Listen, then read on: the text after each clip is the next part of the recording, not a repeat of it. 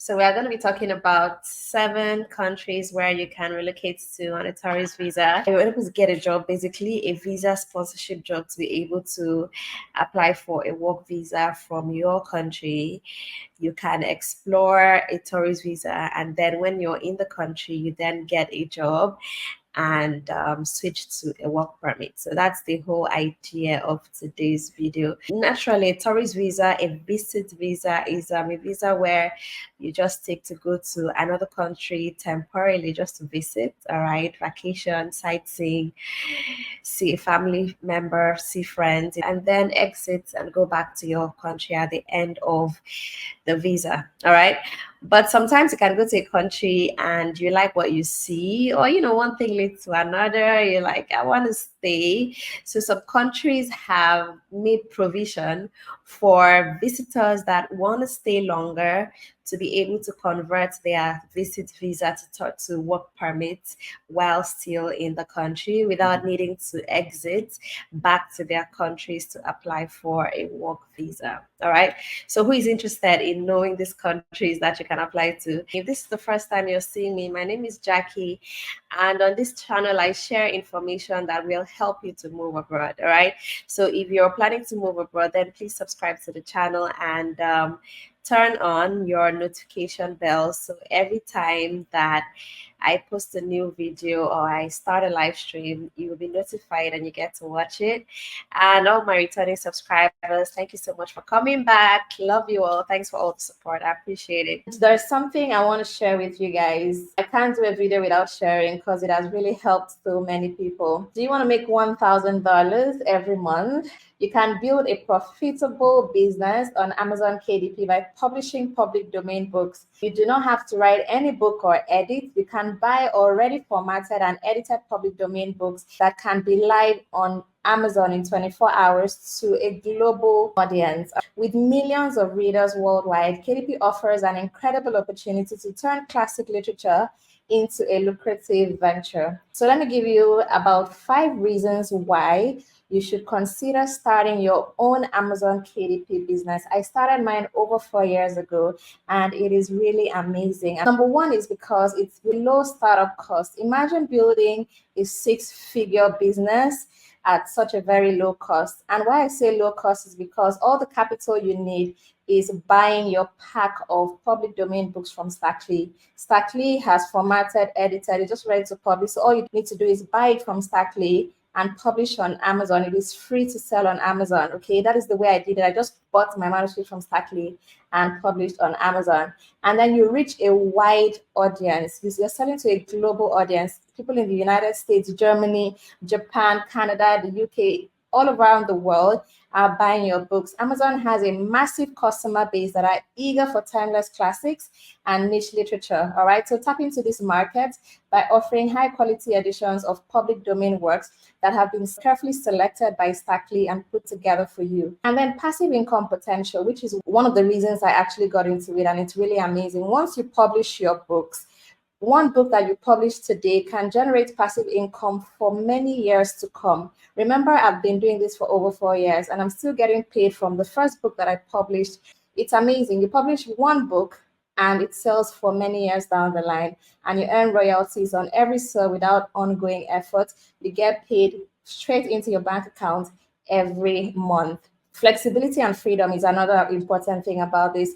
It is not a full-time job, okay? It's a side hustle. Do it at your own schedule and choose the books that you want and just publish. Do it at your own pace, okay? So whether it's classic novels, historical text, or educational material, all right, STACKLEE has put them together for you to publish. So check out the links in the description box where you're going to see the links to buy your books from STACKLEE. All right, they have a pack of 300 books, a pack of 150, and a pack of 60. All right, so do the one you can afford. I highly recommend a pack of 300 because obviously that's the one I did and I'm really enjoying it. It's really amazing. So if you can afford to buy the pack of 300 manuscripts, go for it. All right, because remember, that is all you're going to be spending. And from that pack of 300 manuscripts, you're going to build a 6-figure business Only God knows how much you're going to be making in the next 2 years, 5 years, 10 years, 20 years from that little investment. All right. And they also offer free training. STACKLEE offers free training. Okay. They also trained me to start my KDP business, and they will train you as well. And apart from the training, I also have my own KDP group that you can join. So when you buy your pack of manuscripts from STACKLEE, send me an email and I will add you to my own KDP group. Okay. It's a global business. You can do it from any country all around the world. Like in my group, we have people from all around the world, from Zambia, UAE, UK, America, Canada, Australia, Uganda, Liberia, Nigeria, Ghana, all around the world. We have people in that group. All right, so just send me an email after you bought your pack and I'll add it to the group. Okay, so country number one is Canada. It's 100% legal for visitors to convert their visas to a work permit while still in Canada without having to exit back to their country. So if you have a tourist visa to Canada, you can actually travel down to Canada and explore the labor market. When you find a job, you apply for a work permit while still in Canada. Okay, so it's very legal for visitors to settle in Canada. I'm sure many of you did not know about that. So this started, I think, in 2021. After the whole pandemic and everything, labor shortage started, and they really needed to make employers in Canada to have more options for hiring, workers. So they had to look further to hire from visitors. All right. So when this immigration rule first started, it was announced to be for 2 years, which was supposed to end February of 2023. After the 2 years, they realized that there was still labor shortage and they needed to extend it again. So they extended it for another 2 years. So right now, this immigration rule is going to end March of 2025, according to what is on ground right now. So we don't know if it's going to be extended or not. But as it is right now, as I'm making this video, you can actually move down to Canada on a tourist visa and then convert to a work permit after you have secured a job offer. Okay, so that's basically how that works.